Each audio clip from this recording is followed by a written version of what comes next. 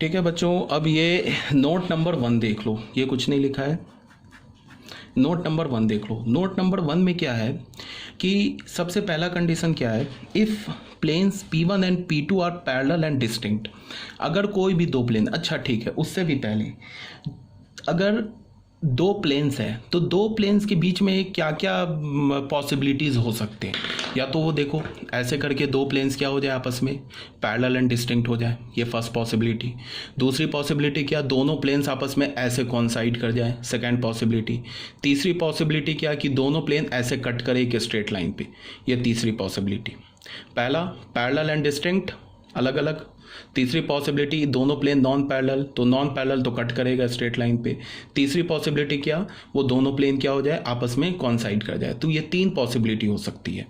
तो पहला क्या गिवन है कि if P1 and P2 are parallel and distinct, अगर दोनों प्लेन्स पैरेलल और डिस्टिंक्ट हो जाए तो उसका कंडीशन क्या है, A1/A2 is equal to B1/B2 is equal to C1/C2 but not equal to D1/D2। मतलब एक्स वाई और जेड के कोफिशिएंट्स जो है वो तो प्रोपोर्शनल होंगे, बट जो कांस्टेंट टर्म है वो प्रोपोर्शनल नहीं होगा। तो ये हमारा प्लेन का है, ये पैरेलल एंड डिस्टिंक्ट, ये एक प्लेन दे रखा है, इसके ये ऊपर एक दूसरा प्लेन है, तो दोनों प्लेन पैरेलल एंड डिस्टिंक्ट है। तो ये कंडीशन आ गया, ठीक है। सेकंड में क्या है कि ये दोनों प्लेन आपस में कॉन्साइड कर रहा है, ठीक है। तो कॉन्साइड कर रहा है तो इससे कैसे पता चलेगा कि P1 एंड P2 कॉन्साइड कर रहा है। इस केस में क्या होगा, A1/A2 B1/B2 C1/C2 and D1/D2 ये सारे इक्वल होंगे। एक्स वाई जेड के कोफिशिएंट्स प्रोपोर्शनल होंगे और जो कांस्टेंट टर्म है वो भी प्रोपोर्शनल होगा। तो ये हमारा सेकेंड केस हो जाएगा व्हेन टू प्लेन्स कॉन्साइड्स। तो ये ऐसे मतलब ये इस तरह से ड्रॉ करने का क्या मतलब है, ये जो मैं लाइंस दिखा रहा हूँ, ये जो शेडेड पोर्शन क्या रिप्रेजेंट कर रहा है कि ये दोनों प्लेन्स जो है ना आपस में कॉन्साइड कर रहा है। थर्ड पॉसिबिलिटी क्या है, if all the three planes, अच्छा अब तीन प्लेन पर आ जाओ। दो प्लेन में तो मैंने बता दिया कि दो प्लेन या तो क्या होगा, या तो दो प्लेन आपस में कट करेगा, या तो दो प्लेन पैरेलल एंड डिस्टिंक्ट होगा, या तो दो प्लेन कॉन्साइड करेगा।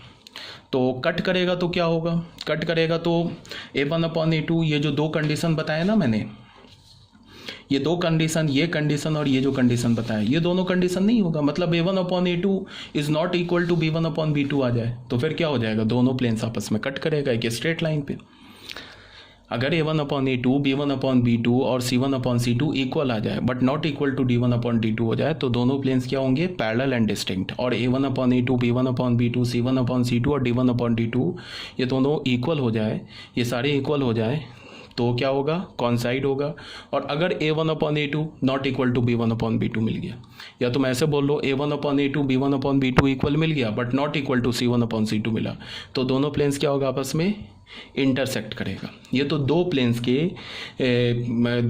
में क्या क्या कंडीशंस हो सकते हैं ये मैंने बता दिया। अब आ जाओ तीन प्लेन पर। तो बच्चों ध्यान से सुनो इसको, अगर तीन प्लेन होगा तो दो प्लेन ऐसे क्या क्या पॉसिबिलिटी पहले मैं डिस्कस कर रहा हूँ। ऐसे होगा कि दो प्लेन्स आपस में पैरेलल हो जाए, कोई भी तीन प्लेन अगर गिवन है तो तीन प्लेन में दो प्लेन पैरेलल हो जाए और तीसरा प्लेन भी उसके पैरेलल हो जाए, पहली पॉसिबिलिटी। मतलब तीनों प्लेन्स पैरेलल एंड डिस्टिंक्ट हो जाए, फर्स्ट केस। या तो तीनों प्लेन आपस में कॉन्साइड कर जाए, पहला प्लेन, दूसरा प्लेन और ये तीसरा प्लेन कॉन्साइड कर जाए, ये सेकेंड प्रॉपर्टी, ये पॉसिबिलिटी। थर्ड पॉसिबिलिटी क्या होगी कि तीन प्लेन्स है ना, तो दो प्लेन तो पैरेलल एंड डिस्टिंक्ट हो जाए और तीसरा प्लेन इसको ऐसे कट कर दे, ये तीसरी पॉसिबिलिटी। चौथी पॉसिबिलिटी क्या होगी कि दो प्लेन कॉन्साइड कर जाए, तीसरा प्लेन कट कर जाए। ये पांचवी पॉसिबिलिटी क्या हो गया कि तीनों प्लेन कॉन्साइड कर जाए, पहला भी प्लेन ऐसे, दूसरा भी प्लेन ऐसे, तीसरा प्लेन, ये तीनों कॉन्साइड कर जाए। तो ये पॉसिबिलिटी, मतलब क्या मैंने बोला कि फर्स्ट पॉसिबिलिटी क्या होगी, अगर हमारे पास तीन प्लेन्स होंगे तो तीनों प्लेन्स आपस में पैरेलल एंड डिस्टिंक्ट हो जाए, या तीन में से कोई भी दो पैरेलल हो जाए और एक कट कर जाए। मतलब एक जो होगा उन दो पैरेलल्स के नॉन पैरेलल हो जाए, दो पैरेलल्स प्लेन के नॉन पैरेलल हो जाए। तीसरी पॉसिबिलिटी क्या बताया कि दो प्लेन्स कॉन्साइड कर जाए और तीसरा प्लेन कट कर जाए।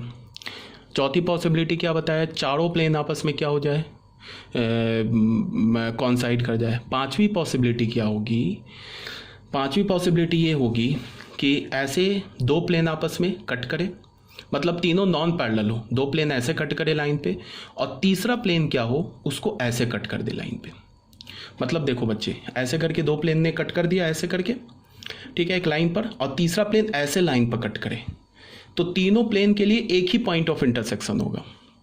अगर मैंने बोला कि तीनों प्लेन्स आपस में पैरेलल एंड डिस्टिंक्ट हो जाए, तीनों प्लेन्स पैरेलल एंड डिस्टिंक्ट हो जाए, तो तीनों प्लेन पर कोई भी पॉइंट कॉमन नहीं होगा, ठीक है। तीनों प्लेन पर अगर कोई तीन प्लेन में से कोई भी दो प्लेन पैरेलल हो जाए और तीसरा प्लेन उन दोनों प्लेन के पैरेलल हो जाए या दोनों प्लेन के साथ कॉन्साइड कर जाए या किसी भी एक प्लेन के साथ कॉन्साइड कर जाए या तीसरा प्लेन उन दो पैरेलल प्लेन्स के इंटरसेक्ट कर जाए, तो भी कोई पॉइंट ऑफ इंटरसेक्शन नहीं होगा। मतलब क्या मैं बोल रहा हूँ, इसको तुम ऐसे देखो one by one. If all the three plane represented by equation 1 and 2 and 3 are parallel and distinct, parallel and distinct हो जाए तो ये क्या होगा, अगर पैरेलल एंड डिस्टिंक्ट हुआ तो ये वाली केस हो जाएगी, delta is equal to delta 1 is equal to delta 2 is equal to delta 3 is equal to 0। कैसे हो रहा है वो अभी मैं प्रूफ कर रहा हूँ।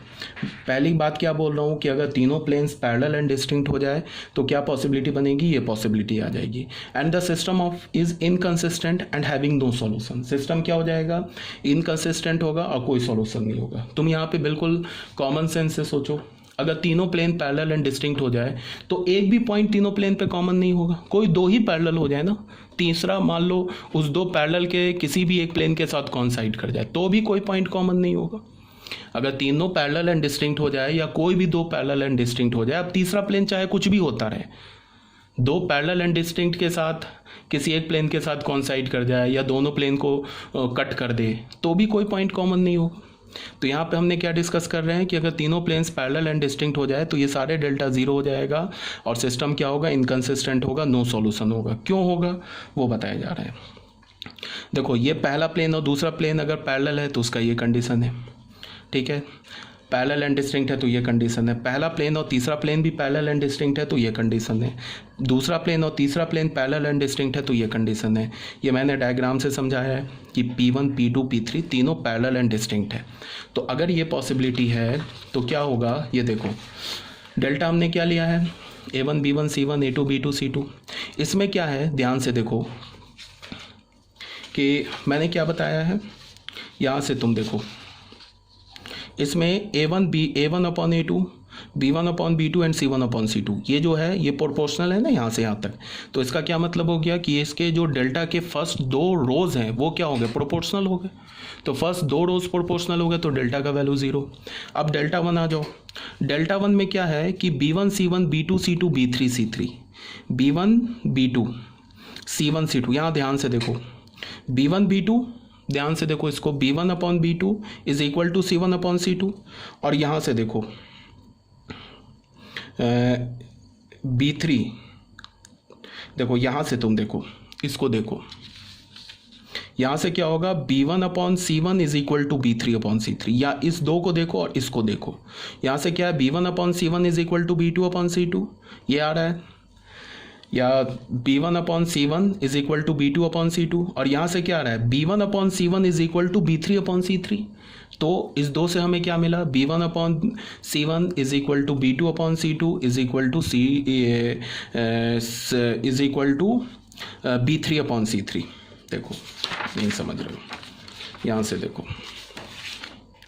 ये क्या है, यहाँ से देखो, यहाँ से क्या हमें मिला, B1 upon C1 is equal to B2 upon C2। यहाँ से हमें क्या मिला, इस दो से B1 upon C1 is equal to B3 upon C3। तो यहाँ से हमें इस दो से क्या मिला, B1 upon C1 is equal to B2 upon C2 is equal to B3 upon C3। तो B1 B2 B3 C1 C2 C3 आपस में प्रोपोर्शनल हो गया। जब ये प्रोपोर्शनल हो गया तो फिर क्या होगा, देख लो डेल्टा 1 0। क्यों, बिकॉज पहले दो कॉलम क्या हो गया, आपस में प्रोपोर्शनल हो गए, तो डेल्टा 1 भी 0 हो गया। ठीक है, अब आ जाओ डेल्टा 2 पर। डेल्टा 2 में क्या है, इसको तुम देखो, यहाँ से देखो A1 अपॉन, इसको इधर ले आओ, A1 upon C1 is equal to A2 upon C2, और A2 upon C2 is equal to A3 upon C3। इसका क्या मतलब हो गया, A1 B1 C1 A2 B2 C2 ये प्रोपोर्शनल है, तो first column and third column proportional हो गया, तो डेल्टा 2 भी 0 हो गया। अब डेल्टा 3 पर आ जाओ। डेल्टा 3 क्या बोल रहा है, A1 B1 A2 B2 यहाँ से देखो ये पहला कॉलम और तीसरा कॉलम भी प्रोपोर्शनल है। क्यों? Because A1 upon B1 is equal to A2 upon B2। देख लो A1 अपॉन यहाँ से आ जाओ, A1 upon B1 is equal to A2 upon B2 और A1 upon B1 is equal to A3 upon B3। तो हमें यहाँ से क्या पता चला? A1 B1 C1 A2 B2 A2 A3 B3 C3। A1 B1 C1 A1 B1 C1, चलो यहाँ से देख लो A1 B1 A1 A2 A3, ठीक है। A1 upon B1 is equal to क्या मिला हमें? A2 upon B2। और यहाँ से हमें क्या मिला? A1 upon A3 is equal to A3 upon B3। तो हमें क्या मिला? A1 A2 A3 B1 B2 B3। और यहाँ से देख लो A2 upon A3 is equal to B2 A3 upon B3। यहाँ से क्या मिल रहा है हमें? देखो यहाँ से क्या मिल रहा है? A1 अपॉन B1 यहाँ से देखो is equal to A2 upon B2। यहाँ से हमें क्या मिल रहा है? A1 अपॉन B1, देखो यहाँ पे यहाँ से हमें क्या मिल रहा है? A1 upon B1 is equal to A3 upon B3। और यहाँ से हमें क्या मिल रहा है? A2 upon B2 is equal to A3 upon B3। ऐसा मिल रहा है ना यहाँ से। तो देख लो क्या है इसका, क्या मतलब हुआ? A1 upon B1 is equal to A2 upon B2 is equal to A3 upon B3। इसका क्या मतलब हो गया? A1 A2 A3 B1 B2 B3। ये क्या हो गया? प्रोपोर्शनल हो गया। तो जब ये प्रोपोर्शनल हो गया तो A1 A2 A3 B1 B2 B3, तो ये first column and second column proportional हो गया, तो डेल्टा 3 भी 0 हो गया। तो हमें फाइनली क्या मिला? हमें फाइनली मिला कि ये जो थर्ड पॉइंट में मैं क्या समझा रहा हूँ कि तीनों प्लेन्स हैं ना, ये पैरेलल एंड डिस्टिंक्ट है। तो अगर तीनों प्लेन्स पैरेलल एंड डिस्टिंक्ट हैं तो उसमें क्या होगा कि डेल्टा 1 डेल्टा 2 डेल्टा 3 सब 0 हो जाएंगे, बट सिस्टम क्या होगा? इनकंसिस्टेंट होगा। ठीक है, तो इसको तुम कैसे पहचानोगे? इसके लिए तुम्हारे पास 3 इक्वेशंस गिवन होगा, ठीक है। और 3 इक्वेशंस में तुम क्या देखोगे कि पहला दूसरा प्लेन भी पैरेलल एंड डिस्टिंक्ट है, उसका कंडीशन ऑलरेडी बता रखा है मैंने। और पहला दूसरा भी पैरेलल एंड डिस्टिंक्ट है और पहला और तीसरा भी पैरेलल एंड डिस्टिंक्ट है। इसका क्या मतलब है? तीनों पैरेलल एंड डिस्टिंक्ट है। तो जैसे ही तीनों तुम्हें पैरेलल एंड डिस्टिंक्ट मिल गया, वैसे ही तुम क्या बोलोगे? Delta is equal to delta 1 is equal to delta 2 is equal to delta 3, ये 0 के इक्वल होगा and the system is inconsistent and have no solution. ठीक है बच्चों, यहाँ तक कोई प्रॉब्लम नहीं होनी चाहिए।